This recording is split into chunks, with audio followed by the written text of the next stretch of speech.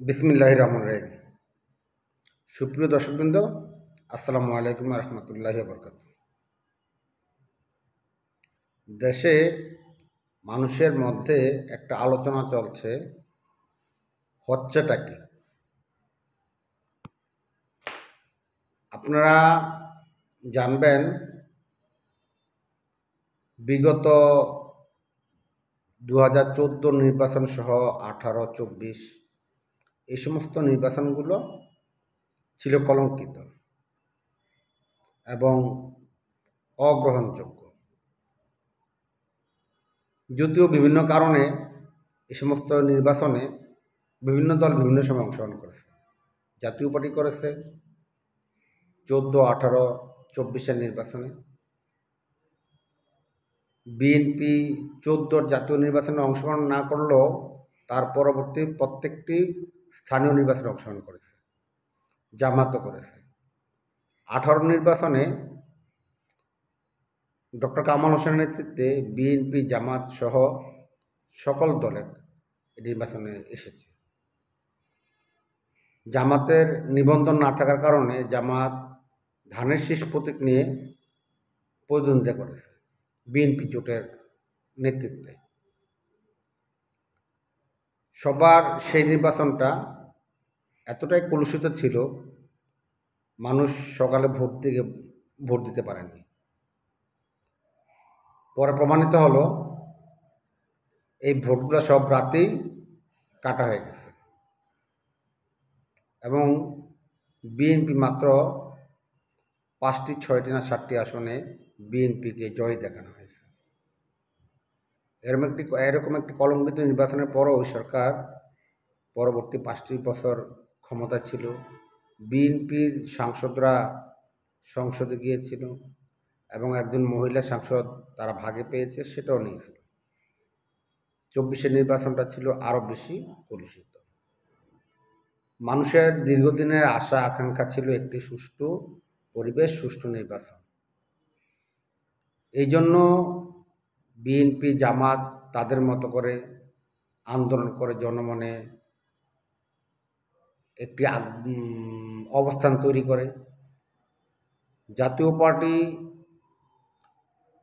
ঘরের শত্রু বিভীষণ, সে কারণে বারবার ব্ল্যাকমেলিংয়ের শিকার হয়। যদিও জিএম কাদের অনেকবার চেষ্টা করছেন জাতীয় পার্টিকে নিজের অবস্থান থেকে রাজনীতি করার জন্য। ওই যে বললাম, ঘরের শত্রু বিভীষণ, তাদের কারণে জিএম কাদের চেষ্টা করো শেষ পর্যন্ত সফল হতে পারেননি। 2024-এর নির্বাচনে ওনাকে অংশগ্রহণ করতে হয়েছে। এই জাতীয় পার্টির বিভীষণটা এত বেশি মারাত্মক, এরা শুধু জিএম কাদেরকে ব্ল্যাকমেলিং করেননি, এরা হোসেন মোহাম্মদ এরশাদকে ব্ল্যাকমেলিং করেছেন। 14 নির্বাচনে আপনারা সবাই দেখেছেন, হোসেন মোহাম্মদ এরশাদ যখন সকল প্রার্থীদেরকে প্রত্যাহার করালেন, নিজে প্রত্যাহার করলেন, তখন ওনাকে অজ্ঞাত কারণে সিএমএইচে আটক করা হলো এবং আমরা দেখলাম ওই রাত্রে মুজিবুল হক চন্নু, আনিস মাহমুদ, রুহুল আমিন হাওলাদাররা, কাজী ফিরোজ রশিদ, তারা যেভাবে সরকারের বিভিন্ন মহলে দৌড়ঝাঁপ করছে, ওই সময়ের টিভি নিউজ, বিভিন্ন চ্যানেলের নিউজ এবং ভিডিওগুলো আপনারা যদি একটু সার্চ করেন তাহলে পাবেন। তাহলে মানুষ চেয়েছিল একটি, এই বিগত দিনের যে নির্বাচনগুলো তার থেকে বেরিয়ে একটি সুষ্ঠু নির্বাচন, এবং সেই জন্য আন্দোলন করে গেছে। যদিও আওয়ামী লীগের বাইরে যে বিরোধী দলগুলো আছে, জাতীয় পার্টি, বিএনপি সহ অন্যান্য দল, তাদের মধ্যে বিশ্বাসের ঘাটতির কারণে ঐক্য ছিল না। ঐক্য না থাকার কারণেই শেখ হাসিনা তার গদি টিকে রাখতে পেরেছিল।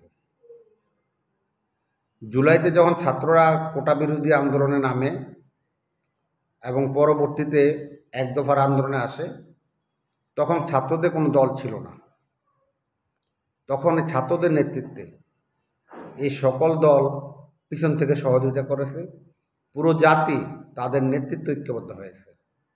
মূল উদ্দেশ্য ছিল একটাই, সরকারের পরিবর্তন, যাতে পরবর্তীতে সবার ঐক্যের মাধ্যমে, সবার মতামতের মাধ্যমে দেশে একটি সুষ্ঠু পরিবেশ ফিরে আসে এবং একটি সুষ্ঠু নির্বাচনের মাধ্যমে জাতি তার আকাঙ্ক্ষা বাস্তবায়ন করতে পারে।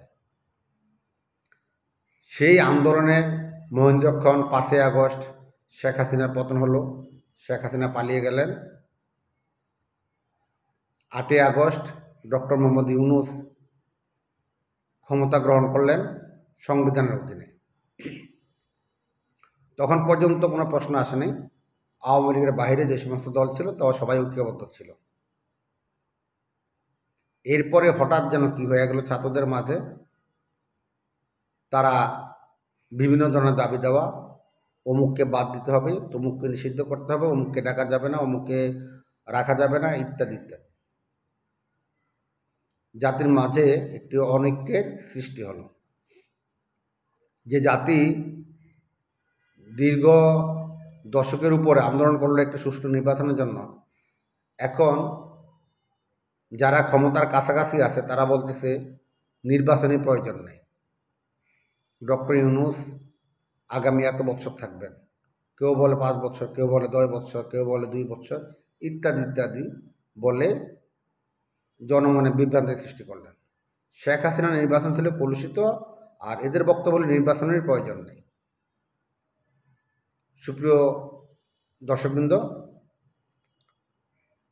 এমন এক পরিস্থিতিতে এক এক সময় এক একটা খবর মানুষের সামনে আসে। তত্ত্বাবধায়ক সরকার থেকে প্রথম ঘোষণা দেওয়া হলো তারা সংস্কার করবে, সংস্কার শেষে দ্রুত একটা নির্বাচন দিবে। কিন্তু সংস্কারের নামে শুধু সময় ক্ষেপণ হচ্ছে, নির্বাচনে কোনো পরিবেশ সৃষ্টি করা হয়নি। বিভিন্ন দাবি দেওয়া কথাবার্তার মাধ্যমে, বিভিন্ন ব্যক্তিদের আলাপ আলোচনার মাধ্যমে যখন একটা চাপ সৃষ্টি হলো, তখন বলা হলো সরকারের পক্ষ থেকে 2026 সনের জুন নাগাদ তারা নির্বাচনটা করতে চায়। এর মধ্যেই আমরা দেখলাম আমাদের যে প্রধান উপদেষ্টা, উনি বিএনপির ভারপ্রাপ্ত চেয়ারম্যান তারেক রহমানের সাথে লন্ডনে দেখা করলেন, সেখানে বৈঠক করলেন, একান্ত বৈঠক। সে বৈঠকে কি হয়েছে, যেহেতু দ্বিপাক্ষিক আলোচনায় শুধু 2 জন ছিলেন, তারা 2 জন ছাড়া আর কেউ জানে না। এরপর একটা প্রেস ব্রিফিং হলো, সেখানে বলা হলো ফেব্রুয়ারিতে নির্বাচন, রমজানের আগে। আমি এই ফেব্রুয়ারিতে যে নির্বাচন, এটা নিয়েও সন্দিহান, কারণ নির্বাচনের যেই পরিবেশ থাকা উচিত সেই পরিবেশটা এখনও গড়ে ওঠেনি। পরিবেশ তৈরি না হলে নির্বাচন কীভাবে সম্ভব? সারা দেশে যেভাবে মব ভায়োলেন্স হচ্ছে, আইন শৃঙ্খলার যে ধরনের অবনতি, এই অবনতি হলে একটি সুষ্ঠু নির্বাচন এই সরকারের পক্ষে করা সম্ভব বলে আমি মনে করি না। লন্ডন বৈঠকের পরেই আমরা আবার দেখলাম জুলাই সনদ নিয়ে একটি আলোচনা। সেই জুলাই সনদ ছাত্রদের মধ্যে কেউ মানে, কেউ মানে না। আবার বিএনপি ঘরানা রাজনীতি করছে জামাত, তারা ফেব্রুয়ারির নির্বাচন মানে, আবার তারা ফেব্রুয়ারি নির্বাচন মানে না, তারা চায় আরও সময়, আরও সময়। মানে আসলে ক্ষমতার যে কিছু ভাগ বাটোয়ারা ওনারা পাচ্ছেন, ওনারা এটা দ্রুত হারাতে চান না।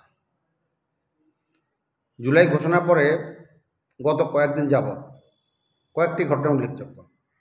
জুলাই ঘোষণায় ছাত্রদের একটি অংশ চট্টগ্রামে অবস্থান করে এবং বিভিন্ন চ্যানেলে প্রচার হয় পিটার হাসের সাথে তাদের একটি বৈঠক হয়েছে। পরে দেখা গেল সেখানে বৈঠকের কোনো কিছু নেই, ভিন্ন গল্প কাহিনী প্রচার করা হলো। এরপরেই ছাত্রদের মধ্যে 2 জন, একজন হাসনাত আবদুল্লাহ, আরেকজন কি পাটোয়ারি যেন, তারা 2 জন দেখলাম প্রধান উপদেষ্টাকে নিয়ে বাজে মন্তব্য করল। হাসনাত আবদুল্লাহ বলল লন্ডন বৈঠকে প্রধান উপদেষ্টা সিজদা দিয়ে এসেছেন। ওই পাটোয়ারি নাসিরউদ্দিন পাটোয়ারি, সে আবার বলল ডক্টর ইউনূস বিক্রি হয়ে গেছেন, ইত্যাদি ইত্যাদি ঘটনার মধ্যে হঠাৎ নিয়ে আরেকটা অস্থিরতা, এই সরকার আদৌ থাকবে কি থাকবে না, ইউনূস সরকার নির্বাচন করতে পারবে কি করতে পারবে না, জনমনে আরেকটা ধোঁয়াশা তৈরি হলো। এর কিছুদিন পরেই আবার দেখলাম পত্রিকার নিউজে মহামান্য রাষ্ট্রপতির যে ছবি বিভিন্ন সরকারি অফিস আদালত থাকে বাংলাদেশে, এটা অনেক দিনের কাস্টম, এবং বিদেশে বাংলাদেশের যে দূতাবাস আছে সেখানেও রাষ্ট্রপতির ছবি টানানো থাকে। কোনো অফিস আদেশ ছাড়া মোবাইল আদেশে সেই ছবি নামিয়ে ফেলতে বলা হলো। আসলেই প্রধান উপদেষ্টাকে নিয়ে আলোচনা, তার যে নিয়োগদাতা সে ছাত্ররা সমালোচনা করছে, রাষ্ট্রপতির এই ছবি বিভিন্ন দূতাবাস থেকে নামিয়ে নেওয়ার যেই নজির তৈরি হয়েছে, মানুষ এখানে খুব বেশি আশান্বিত হতে পারছে না। মানুষ যেই আশায় ছিল একটি সুষ্ঠু পরিবেশ, সেটারও কোনো আলামত দেখতে পাচ্ছে না। আসলে মানুষ এখন ধোঁয়াশার মধ্যে আছে। দেশে হচ্ছেটা কি? ইউনূস সাহেব কি শেষ পর্যন্ত থাকবেন? উনি কি একটা নির্বাচন দিয়ে যেতে পারবেন, না অন্য কোনো সরকার আসবে? রাষ্ট্রপতি কি থাকবেন, না রাষ্ট্রপতিকে অপসারণ করা হবে? যদি রাষ্ট্রপতিকে অপসারণ করার প্রক্রিয়া কি, সেটা সংবিধানে সুস্পষ্টভাবে বলা আছে, তাহলে কি রাষ্ট্রপতি পদত্যাগ বাধ্য করানো? তাহলে যদি রাষ্ট্রপতি পদত্যাগ করেন, তাহলে সেক্ষেত্রে কি হবে? সেনাবাহিনী কি কোনো ভূমিকা রাখবে? মানুষ বিভিন্ন ধরনের প্রশ্ন মানুষের মাথায় ঘুরপাক খাচ্ছে। মানুষ তার কোনো সমাধান পাচ্ছে না। আসলেই আমি ডক্টর ইউনূস সাহেব আসার পরে আমি অনেকের সাথে ব্যক্তিগত বলেছিলাম, ওনাকে বোঝাটা বড় দায়। উনি কাউকে সরাসরি কোনো উত্তর দেন না। উনি বিদেশি বিভিন্ন জায়গায় বক্তৃতা বিবৃতির মাধ্যমে উনি সব কথা খোলামেলা বলল। এই গত ১ বছর অধিককাল উনি বাংলাদেশের প্রধান উপদেষ্টা হওয়ার পরে কোনো কথা মানে সরাসরি উনি বলেন না। উনি কিছুটা ঘুরিয়ে পেঁচিয়ে এবং কিছুটা রহস্য রেখে কথা বলেন। এতে মানুষের সন্দেহটা আরও বাড়ে। আমি আশা করি বর্তমান যে সরকার, আপনার ব্যর্থ হওয়াটা জাতির জন্য হবে বিপদের কারণ। কারণ জাতি অনেক আশা নিয়ে আপনাদের তাকিয়েছিল। যদিও এই জাতির আন্দোলনের কারণেই এই সময়ের পরিবর্তন হয়েছে, আপনি প্রধান উপদেষ্টা হয়েছেন। কিন্তু দুঃখজনক বিষয় হলো, আপনি উপদেষ্টা হওয়ার পরে বলছিলেন ছাত্ররা আপনার নিয়োগদাতা। এটা এই জাতিকে অপমানিত করা হয়েছে। তবুও আমরা আপনার দিকে তাকিয়ে আছি। আপনি বিশ্ববরেণ্য, আপনি সারা বিশ্বে পরিচিত। আমরা আশা করি আপনি জাতির সামনে আগামী দিনের রোডম্যাপটা কী হবে সেটা জাতিকে পরিষ্কার করবেন। আমরা ওদিকে আগ্রহে আপনার দিকে তাকিয়ে আছি। বিশেষ করে যদি আপনি নির্বাচন ফেব্রুয়ারিতে করতে চান, তাহলে নির্বাচনের পরিবেশটা কীভাবে নিয়ন্ত্রণ করা হবে? এখনও মানুষের জানমালের নিরাপত্তা নাই। মানুষ অনেকটাই আতঙ্কিত।